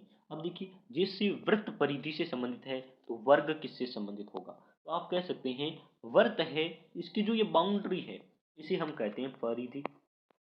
परिधि यानी कि सरकमफेरेंस कहा जाता है ना इंग्लिश में। तो वर्ग यानी कि ये चार भुजा जो समान होती है उसकी बाउंड्री को क्या कहा जाता है? तो इसकी बाउंड्री को हम कहते हैं परिमाप। लेकिन ऐसा तो किसी ऑप्शन में नहीं दे रखा है, यानी कि ऐसा किसी के ऑप्शन में नहीं दे रखा है कि परिमाप। तो परिमाप को ही परिमिति भी कहा जाता है, ये भी आपको ध्यान रख लेना है। ऑप्शन नंबर डी इसका सही आंसर है। परिमाप को परिमिति कहते हैं। जैसे वृत्त परिधि से संबंधित है तो वर्ग आपके परिमिति से संबंधित होगा। यदि पी क्यू के 35 दक्षिण में है, दक्षिण पश्चिम में, यानी कि दिशाएं आ गई, तो अब आपको क्या करना है? यहाँ देखिए दिशाएं आ गई तो ये वाला आपको बना लेना है। सर ये क्या है? ये है दिशा, उत्तर, दक्षिण, पश्चिम और पूर्व, ये दिशा है। अब देखिए लेकिन इस क्वेश्चन में क्या किया गया है? दक्षिण पश्चिम दिया है, दक्षिण पूर्व दिया है, यानी कि ये दिशा कहाँ होगी? तो उत्तर और पूर्व के बीच में ये वाली जो दिशा होती है इसे बोलते हैं उत्तर पूर्व। उत्तर पूर्व, दक्षिण पूर्व के बीच की दिशा को कहते हैं दक्षिण पूर्व, और दक्षिण पश्चिम के बीच की दिशा को कहते हैं दक्षिण पश्चिम, और उत्तर पश्चिम के बीच की दिशा को कहते हैं उत्तर पश्चिम। उत्तर दक्षिण पहले नाम आएगा, उत्तर पश्चिम, ऐसा नहीं कि पश्चिम उत्तर, नहीं, उत्तर पश्चिम। ये देखिए ये दिशाएं बन गई। अब देखिए इसमें क्या क्वेश्चन पूछा है? पी क्यू से दक्षिण में है और आर भी क्यू से, यानी कि हम क्यू को एक पॉइंट मान लेते हैं जो दोनों में दे रखा है, इसलिए क्यू यहाँ वाला पॉइंट मान लेते हैं। अब इसमें देखिए क्या है? पी क्यू से 35 दक्षिण पश्चिम में है। तो दक्षिण पश्चिम कहाँ है पहले तो आप ये बताइए? दक्षिण पश्चिम में ये रहा, यहाँ है, और ये पी है, इससे 35 किलोमीटर इधर है, यानी कि 35 मीटर है या फिर 35 किलोमीटर जो भी है, वो पी बिंदु यहाँ है। क्यू से 35 मीटर दक्षिण पश्चिम में बना दिया। अब आर है वो क्यू से 55 मीटर दक्षिण पूर्व में है। तो दक्षिण पूर्व कहाँ है? आप कहेंगे ये रहा दक्षिण पूर्व। दक्षिण पूर्व यानी कि यहाँ आर है, लेकिन दूरी इसकी 55 मीटर है। अब आगे क्वेश्चन देखिए क्या कह रहा है? आगे क्वेश्चन कह रहा है आर पी से किस दिशा में, यानी कि आर की स्थिति पूछी है, वो भी पी से। आर ये रहा, आर आपका ये रहा, और पी ये रहा। अब देखिए आर है पी के इधर है, इधर है यानी कि किधर है? तो आप कहेंगे पूर्व दिशा की ओर है, क्योंकि आर ये यहाँ भी तो दिशा ही बनेगी। यहाँ की इधर की दिशा कौन सी है? पूर्व दिशा। बीच का डिस्टेंस पूछ लेता तो भी हम बता सकते थे, लेकिन अभी आपसे पूर्व दिशा पूछी है तो हम कह देंगे कि पूर्व दिशा में है। ऑप्शन नंबर बी इसका आंसर है। ऐसी दिशा ही बनेगी और इधर है यानी कि पूर्व दिशा में है। ये क्वेश्चन भी आप कर जाएंगे, मैं आंसर इसके राइट कर रहा हूँ ताकि पीडीएफ में पढ़ने में किसी को प्रॉब्लम न हो। आगे क्वेश्चन देखिए क्या है? ए बी से छोटा है, छोटा बड़े का क्वेश्चन आते हैं, क्या करना है? आप कहेंगे सर ऊपर नीचे लिख लेना है। ए बी से छोटा है, बी ऊपर लिखे जाएंगे, यानी कि थोड़ा यहाँ लिख लेता हूँ ताकि क्वेश्चन की ऊपर न जाए। ए ऊपर जाएगा, ए बड़ा है, और ए छोटा है तो नीचे रहेगा। ए बी से छोटा है यानी कि ए छोटा है बी बड़ा है, लेकिन सी से लंबा है यानी कि सी ए से भी छोटा है। अब आ गया डी, डी ए से छोटा है, सी से लंबा है, यानी कि इन दोनों के बीच में आएगा डी, ताकि ए से छोटा हो गया और सी से क्या हो गया? लंबा हो गया। ई है वो बी से छोटा है लेकिन ए से लंबा है, यानी कि ए से लंबा है यानी कि ए के ऊपर आएगा, और बी से छोटा है यानी कि बी के नीचे आएगा। सबसे छोटा व्यक्ति कौन है? जो सबसे नीचे होता है वो सबसे छोटा होता है, सी सबसे छोटा है। अब क्वेश्चन ये भी तो हो सकता है सबसे लंबा कौन है? बी सबसे लंबा है, और सबसे बीच वाला भी पूछा पूछा जा सकता है। तो आप ऐसे बना लेंगे तो सारे क्वेश्चन आंसर कर पाएंगे। आगे देखिए question, you V W x एक गोल टेबल के चारों ओर बैठे हैं। तो आपको एक गोल टेबल बना लेनी है।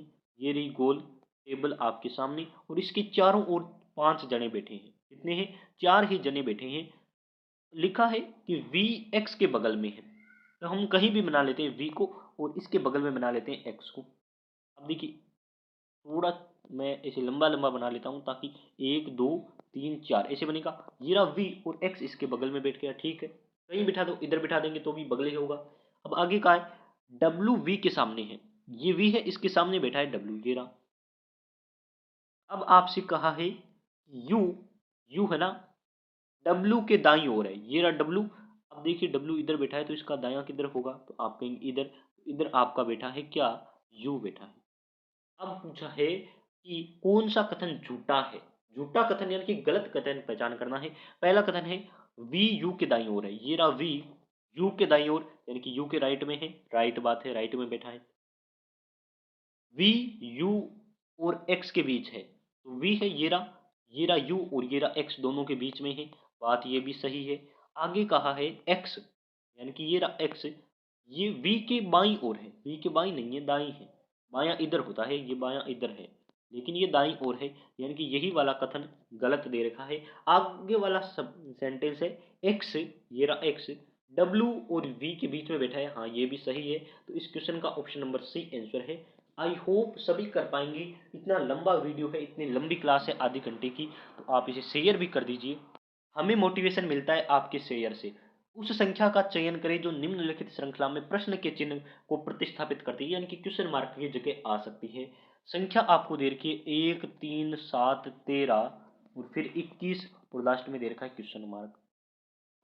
अंतर कितने का है? आप कहेंगे 2 का, फिर अंतर 4 का, फिर आपके अंतर 6 का, फिर 8 का अंतर है ना, 8 का ये ना, और फिर आपकी आना चाहिए कितने का? आप कहेंगे अंतर है 2-2 के पहाड़े का, 2 का, 4 का, 6 का, 8 का, तो अब 10 का अंतर आना चाहिए। और 21 और 10 का अंतर किन के बीच आता है? तो आप कहेंगे 21 और 31 के बीच 10 का अंतर होगा। ऑप्शन नंबर D4 दिल्ली इसका राइट आंसर है। कर पाएंगे आप सभी, ये रहा आपका सही आंसर। आगे देखिए, निम्नलिखित श्रृंखला में रिक्त स्थान की जगह कौन सी संख्या आएगी? तो देखिए संख्या दे रखी है आपको 6, 8, 12, 6, 8, 12, 18, 26 और 36, 26 और 36। तो देखिए इसकी क्वेश्चन मार्क की जगह कौन सी आएगी, यहाँ कौन सी संख्या आएगी? तो यहाँ देखिए कितने का अंतर है? आप कहेंगे 2 का, फिर कितने का? 4 का, फिर कितने का? तो आप कहेंगे अब देखिए 4 के बाद 6 का अंतर है, ये आपकी 8 का अंतर है, 10 का अंतर है, आगे 12 का अंतर आना चाहिए कि नहीं आना चाहिए? तो आप कहेंगे हाँ 12 का अंतर ले आओ, और 12 जब 36 में ऐड करते हैं तो 48 होता है। ऑप्शन नंबर A4 इसमें आपका राइट आंसर है। A4 आपका राइट आंसर है, कर देंगे ना? 48 इसका राइट आंसर।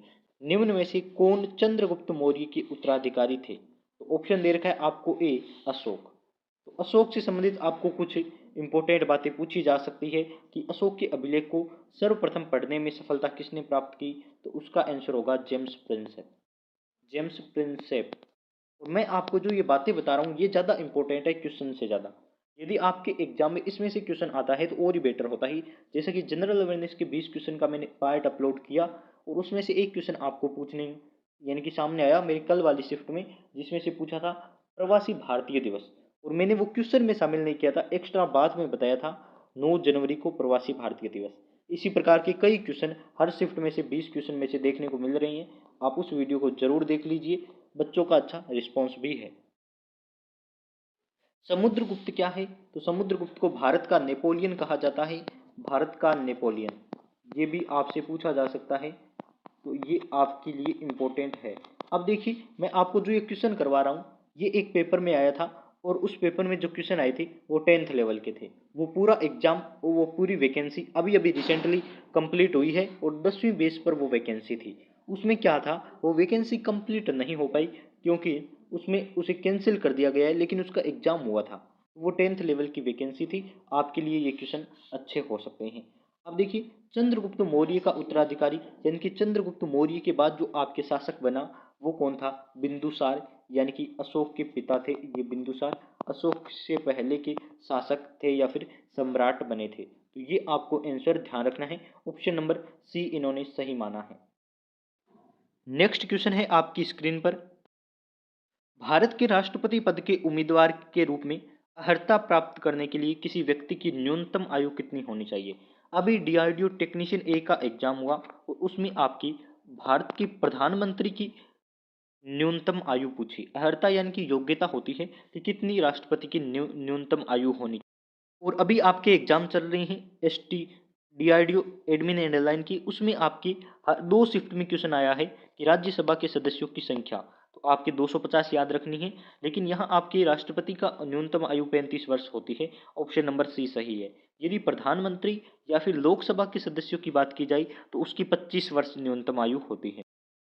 भारत का प्रधानमंत्री बनने के लिए आपको 25 वर्ष और राष्ट्रपति बनने के लिए न्यूनतम 35 वर्ष की आयु की आवश्यकता है। अभी भारत के प्रधानमंत्री कौन है और राष्ट्रपति कौन है, दोनों का आप कमेंट करके जरूर बता दीजिए। बढ़ते हैं नई क्वेश्चन की तरफ। आगे आपके सामने क्वेश्चन है, निम्नलिखित प्रश्न में क्वेश्चन मार्क के स्थान पर क्या आना चाहिए? यानी कि जो आपका है क्वेश्चन मार्क उसकी जगह कौन सी संख्या आएगी? तो पहले तो आपको क्वेश्चन देखना है क्या कह रहा है। क्वेश्चन आपकी कह रहा है रूट 19 इंटू 650 भाग 13 प्लस आपकी 18.5 इंटू 4 इंटू 13 इस प्रकार से है। तो आपको पता है इस क्वेश्चन को कैसे सोल्व करेंगे।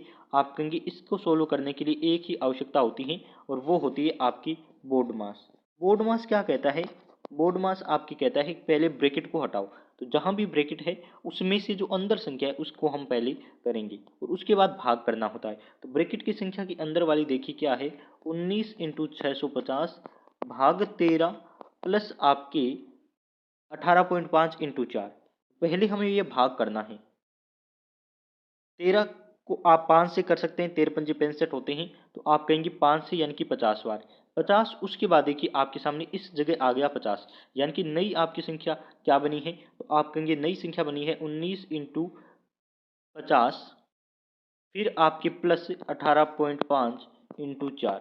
अब देखिए पहले आपको मल्टीप्लाई करना है। बोर्ड मास का कहता है कि ब्रैकेट उसके बाद डिवाइड करो फिर मल्टीप्लाई करो। मल्टीप्लाई करेंगे तो आपकी इसकी मल्टीप्लाई करनी है और इसकी मल्टीप्लाई करके आपस में आपको जोड़ देना है। तो जब हम मल्टीप्लाई करते हैं 19 की 50 से तो आपकी ये बनता है 950।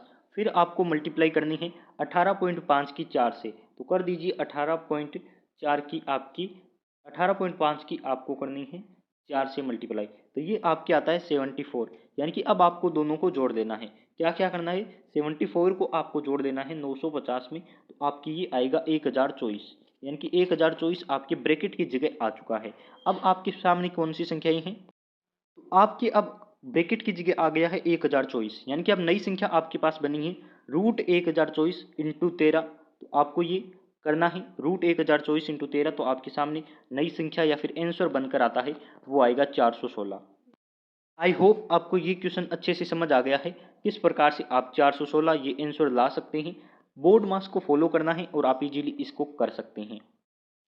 बढ़ते हैं नए क्वेश्चन की तरफ। दूसरा आपके सामने क्वेश्चन है कि निम्न में से एरोसोल का उदाहरण है। एरोसोल का उदाहरण क्या है, तो ऑप्शन दे रखा है दूध, रंग, धुआं और पनीर। तो आपको ये वाला ऑप्शन करना है। जनरल साइंस के क्वेश्चन भी हर शिफ्ट में आपको देखने को मिल सकते हैं, देखने को मिल रहे हैं, सकते हैं क्या, मिल रहे हैं, क्योंकि जनरल साइंस का एक दो क्वेश्चन आया है अम्ल वाला, एसिड वाला, और अभी मैंने कल सुबह वाली शिफ्ट में करवाया है। यानी कि हर शिफ्ट में 1 से 2 आवर्त सारणी के ऐसे क्वेश्चन आ रहे हैं, तो आपको ये जनरल साइंस का क्वेश्चन देखने को मिल सकता है, जरूर इसे पढ़ें। अब देखिए आगे क्वेश्चन है, सेम ही मैंने ले लिया फिर से। अब देखिए कथकली नृत्य किस राज्य का है, या इस प्रकार से पूछा गया है कथकली निम्न में से किस राज्य का नृत्य शैली है। तो ये मैंने पहले से बहुत बार करवा रखा है आपको, केरल राज्य का।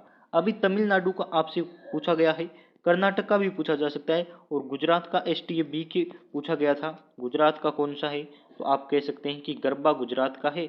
और राजस्थान का भी पूछा गया था, घूमर नृत्य राजस्थान का क्लासिकल नृत्य है या फिर नृत्य शैली के अंतर्गत आता है।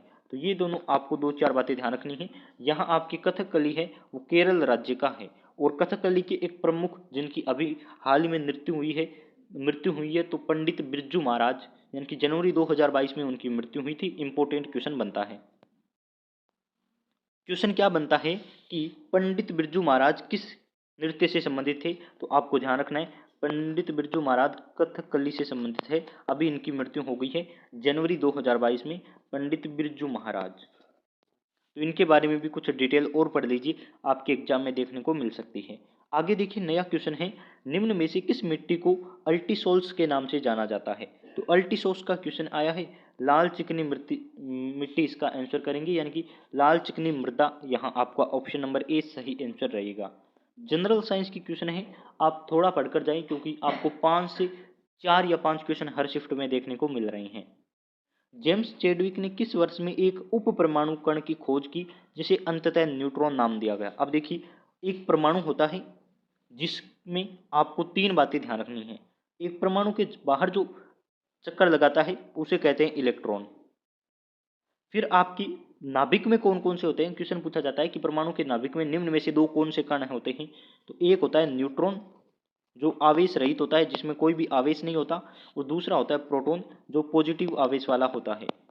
इलेक्ट्रॉन है वो नेगेटिव चार्ज वाला होता है। तो आपको पूछा गया न्यूट्रॉन की, यानी कि न्यूट्रॉन कब खोजा गया या फिर इस किसे वर्ष इसकी खोज की गई। 1932 राइट आंसर है।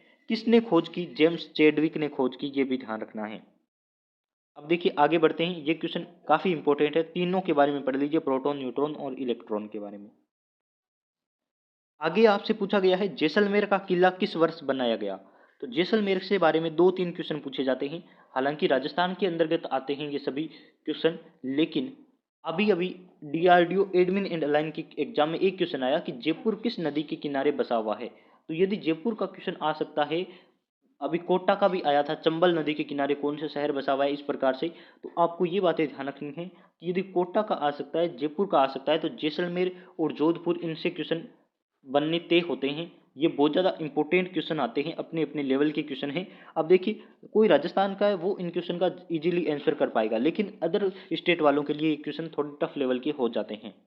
जैसे कि जैसलमेर का निर्माण किसने करवाया? तो राव जैसल इसका आंसर है। टेक्निकल हेल्पर के एग्जाम में ये क्वेश्चन आ चुका है, राव जैसल इसका आंसर है।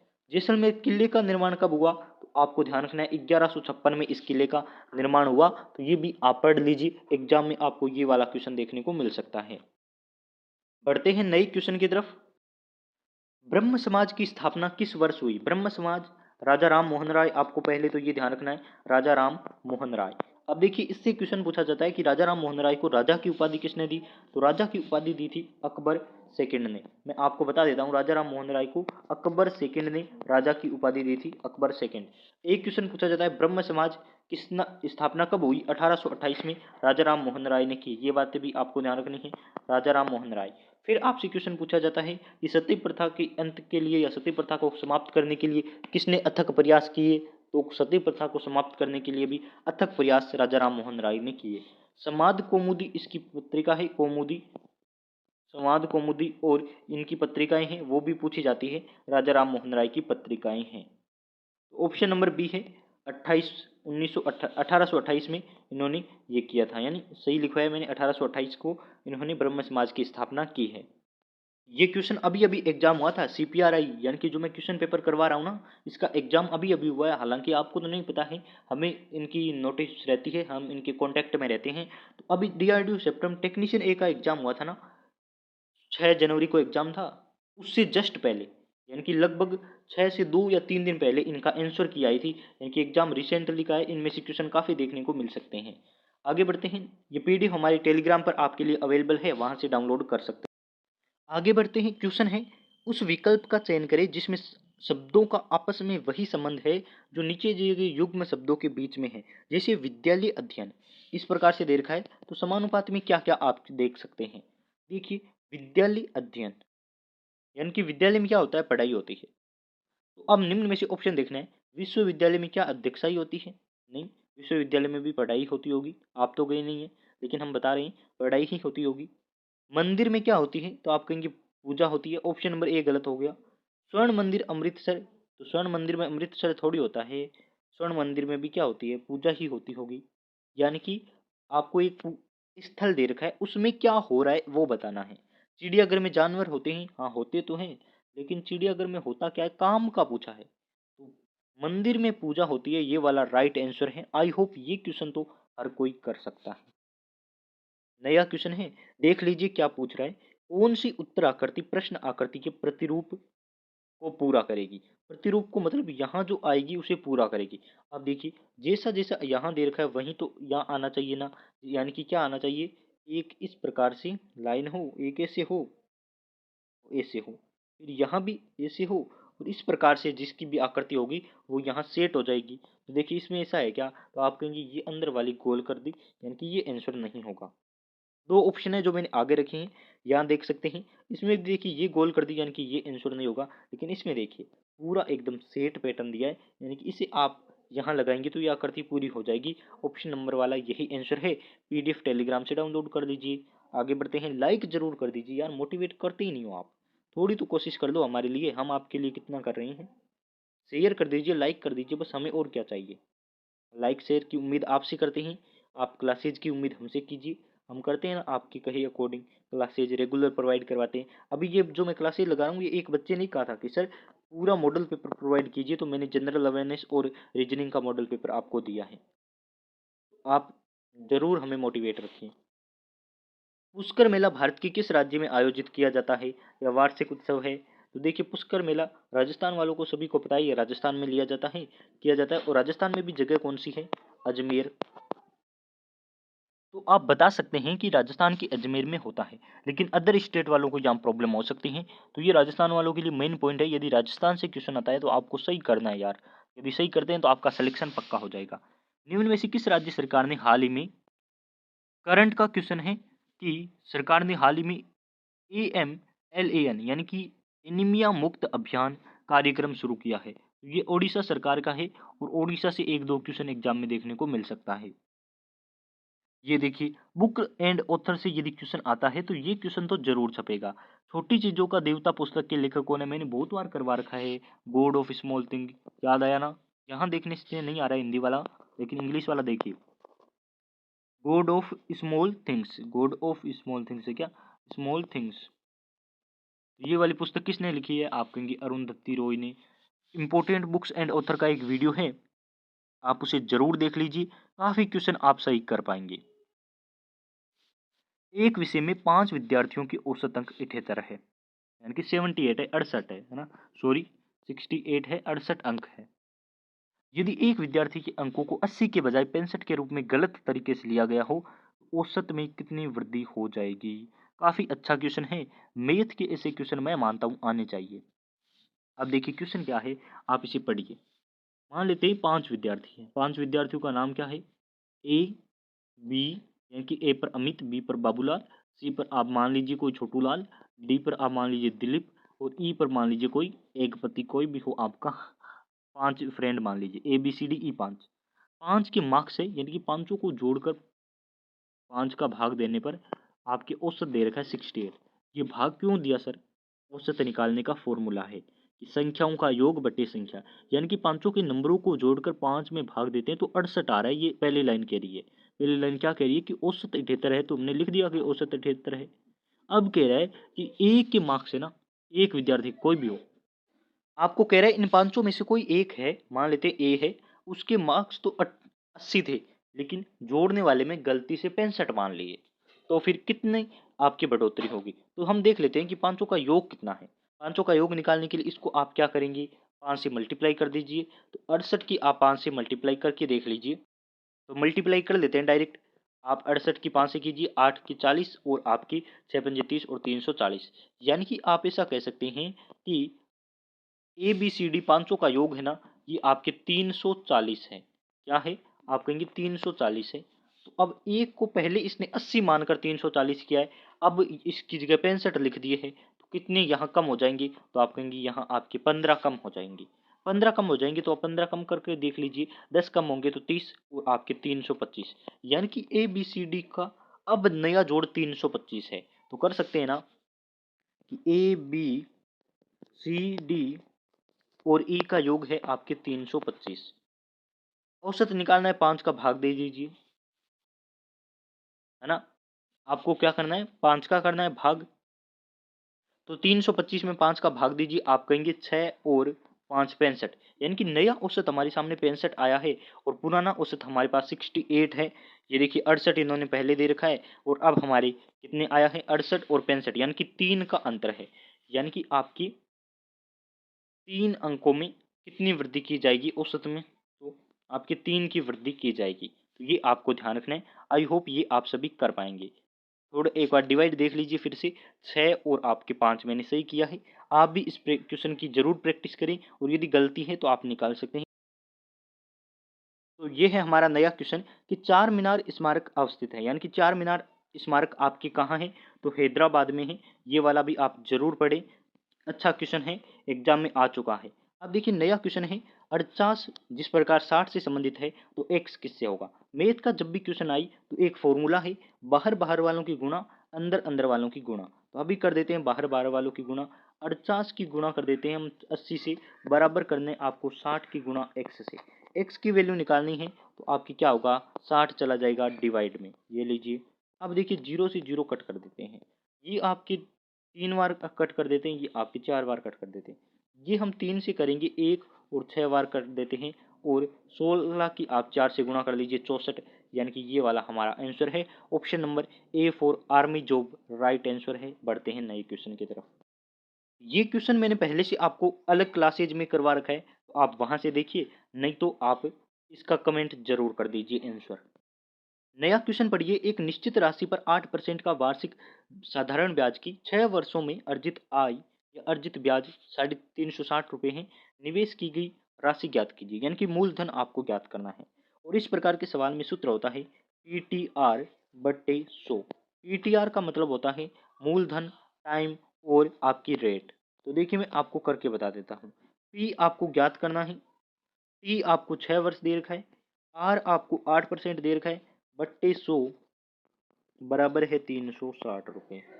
अब देखिए इसे आप करेंगे P की वैल्यू ज्ञात करने के लिए, तो आप यहाँ कर दीजिए P बराबर 360 इंटू 100 बट्टे आपकी क्या है, आप कहेंगे 6 इंटू 8।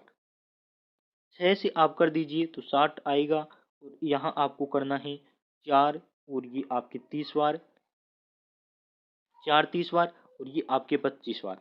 25 से 75 यानी कि 750 आंसर है। ऑप्शन नंबर 20 सही आंसर रहेगा। काटा पीटी आप राइट कर लीजिए, मैंने अपने तरीके से किया है, आपका तरीका अलग हो सकता है, तो करके जरूर देखिए। बढ़ते हैं नए क्वेश्चन की तरफ। ये रहा आपके सामने क्वेश्चन, और बहुत अच्छा क्वेश्चन है, आई होप ये एग्जाम में छपेगा।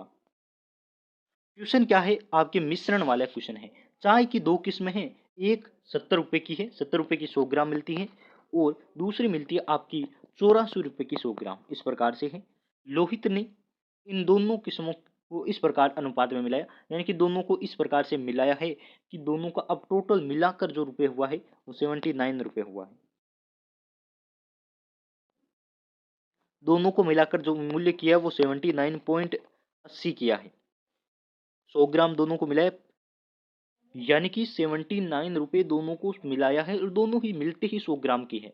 पहले अलग 100 ग्राम की थी, तो एक 70 रुपये की थी, एक 84 रुपये की थी। अब दोनों को मिलाकर 100 ग्राम करके इसने 79.80 कर दिया है। वह अनुपात ज्ञात कीजिए जिसमें चाय की दोनों किस्मों को मिश्रित किया है, यानी कि किस अनुपात में मिला है वो आपको ज्ञात करना है। 79.80 आपको करना है। देखिए कैसे करते हैं। इस प्रकार के क्वेश्चन में आपको देखना है, पहले जो रेट है वो लिख लेनी है। तो पहले रेट मैं देख लेता हूँ 70 रुपये है, यहाँ आपको रख लेनी है 70 रुपये। दूसरे की रेट कितनी है, तो दूसरे की आपको यहाँ लिख लेनी है 84 रुपये। ये लिख लिया। अब देखिए क्या करना है, अब आपको करना है, देखिए 70 और 84 मैंने सही लिखा है ना। अब देखिए एक बार चलिए मैं फिर से आपको एक्सप्लेन कर देता हूँ। पहले आपको ऊपर वाली दोनों संख्या रखनी है, जैसे कि 70 रुपये की पहले थी, फिर 84 की, यानी कि एक चाय आपके 70 रुपये की है और दूसरी आपके 84 रुपये की है। अब आपको लिख लिया इस प्रकार से, बीच में यहाँ अब इस जगह आपको लिखना है जो आपकी नई चाय की प्राइस है वो यहाँ लिखनी है। जैसे आप देख लिए नई चाय की प्राइस दोनों को मिलाकर जो बनाई है वो आपकी बनाई है 79.80 की। 79.80 अब लिख लेना है। अब देखिए आपको इस प्रकार से करना है, क्रॉस में बड़े में से छोटे को माइनस करके लिखना है। तो बड़ा आपके 84 है, 84 में से 79.80 कर दीजिए, तो आप कहेंगे कि आपके हो गया 4.20, है ना। यहाँ आपको 4.20 लिख देना है, और यहाँ 70 में से 79 नहीं जाएगा, तो आपको बड़े में से छोटा लिखना है, हर बार बड़े में से। 79 में से आपको करेंगे 70 को, तो 9.80 होगा। ये आपके पास नई है, नई संख्याएं आ गई है। तो नई संख्याओं को अब क्या करना है, नई संख्या यहाँ लिख लीजिए, मैं नया पेज ऐड करके बता दूं। जो आपकी पहली आई है वो कौन सी है, तो आप कहेंगे 4.20, 4.20, और दूसरी आई है आपकी, वो है आपकी 9.80 होनी चाहिए, है ना। 9.80 है। तो अब आपको इनको आपस में कट करना है, तो पॉइंट से पॉइंट उड़ा दीजिए, और 4.20 को आप 420 बटे 980 लिखेंगे, तो जीरो से जीरो कट गया, और आप कहेंगे कि कट जाएगा आपकी कितनी, 2 से इजीली कीजिए, या फिर 3 से कर लीजिए। 3 से करेंगे तो आपके 1 और 4 14 बार, और फिर ये आपके 3 से नहीं जाएगा आई होप। तो आप पहले 2 से ही कीजिए, इजी इजी लेवल में हो जाएगा आपके। तो आपके 2 और 21, और यहाँ आपके 4 और 9। फिर आप कहेंगे 7 से कर सकते हैं, ये 3 बार और ये 7 बार, यानी कि हमारी रेशियो बनेगी वो 3:7 में बन जाएगी। आई होप ये क्वेश्चन आपको अपने लेवल में आ गया होगा। कैलकुलेशन आप अपने अकॉर्डिंग कर लीजिए। आंसर मैंने निकाल दिया है, और आसान तरीका भी आपको बता दिया है। अब बढ़ते हैं अगले क्वेश्चन की तरफ। काफी मेहनत हो गई है, आपसे लाइक की उम्मीद करता हूँ। एक मीनार के शीर्ष से 78 मीटर की दूरी पर एक इमारत के पाद बिंदु का अवनमन कोण, अवनमन होता है ऊपर से नीचे की वाला कोण 30 डिग्री है, तो मीनार की ऊंचाई ज्ञात कीजिए। देखिए आपके पहले क्या है, एक मीनार है, ये लोग मीनार बना देते हैं, और ये मीनार रही से 78 मीटर दूरी, यानी कि शीर्ष से 78 मीटर दूरी ये रही 78 मीटर। एक इमारत है, ये लोग एक इमारत भी बना देते हैं। अब ये दोनों का नीचे वाली जमीन ये होती है, तो एक इमारत के पाद बिंदु, यानी कि इमारत का पाद बिंदु से अवनमन कोण, यहाँ से आपकी अवनमन कोण है ये आपकी 30 डिग्री है। अवनमन यानी कि ऊपर से नीचे वाला कोण। अब देखिए आकृति बन रही है जेड, जब आकृति जेड या फिर एन बने तो अंदर अंदर वाले कोण बराबर होते हैं, यानी कि ये भी 30 डिग्री होगा। ये ऊपर वाला 78 है तो नीचे वाला भी 78 मीटर होगा। अब देखिए, अब आपसे पूछा है मीनार की ऊंचाई, ये रही मीनार की ऊंचाई एच ज्ञात करनी है। जब आपको आधार दे रखा है और कोण दे रखा है, तो आपसे अब लंब पूछा है, तो आप कर सकते हैं ना। लंब का फॉर्मूला क्या होता है, लाल बट्टा कक्का। लाल बट्टा कक्का से आपको लंब दे रखा है, आधार आपको पता है, लंब ज्ञात करना है, तो फॉर्मूला बन जाएगा आपके टेन थीटा वाला। और टेन थीटा आपसे कहता है कि टेन थीटा बराबर आपके होगा लंब बटे आधार। और लंब आपको दे रखा है कितना, 78 मीटर, और आधार आपको ज्ञात करना है, जिसे हम एच मान लेते हैं। सॉरी, आपके उल्टा हो गया ना, एच हमने दे रखा है और ये आपके 78 मीटर। थोड़ा आप ध्यान रखिए कैलकुलेशन में, मेरे काफ़ी मिनट्स हो गए हैं, इसलिए जल्दी में आपको कंप्लीट करवा रहा हूँ, और जल्दी जल्दी में कैलकुलेशन में मिस्टेक हो सकती है, आप ज़रूर देखिए। मैंने काफ़ी क्वेश्चन आपको प्रोवाइड करवाए हैं, 33 स्लाइड ऐड की थी, तो आप देख सकते हैं। अब देखिए लंब आपको दे रखा है और टेन आपको कितना दे रखा है, थीटा आपको 30 डिग्री दे रखा है।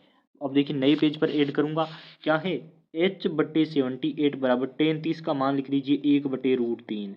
ये वैल्यू काफ़ी याद करनी है, साइन 45 की वैल्यू पूछी गई थी अभी अभी एग्जाम में, जरूर पढ़ लीजिए। एच बराबर क्या हो जाएगा, 78/√3। और रूट वाली संख्या को कभी अपॉन में नहीं रखते हैं, इसलिए √3 के ऊपर भी गुणा करेंगे और नीचे भी गुणा करेंगे, तो आपके बनेगा 78√3, और √3 की √3 से नीचे गुणा करेंगे तो बन जाएगा 3। अब देखिए इसे कट कर दीजिए 3 से, तो आप कहेंगे 2 और 6 26, है ना, कट हो गया ना, तो 26√3 आंसर आ रहा है क्या, तो आप कहेंगे हाँ जी, ये ऑप्शन नंबर सी सही आंसर है। आप देखिए एग्जाम में आपके साथ क्या थोड़ी सी चेंजेज हो सकती है, इस √3 की भी वो वैल्यू रखकर गुणा कर देगा, और √3 की वैल्यू क्या होती है 1.732, तो 1.732 को वो 26 से गुणा करके भी ऑप्शन बना सकता है। तो कैलकुलेशन आप आगे भी कर लीजिए। पीडीएफ डाउनलोड करने का लिंक भी आपके साथ है, टेलीग्राम का लिंक भी आपके पास है, डिस्क्रिप्शन चेक कर लीजिए और चैनल को सब्सक्राइब कर लीजिए। बहुत बहुत धन्यवाद आप सभी का। इसी प्रकार की क्लासेज हम आपको रोज़ प्रोवाइड करवाते हैं।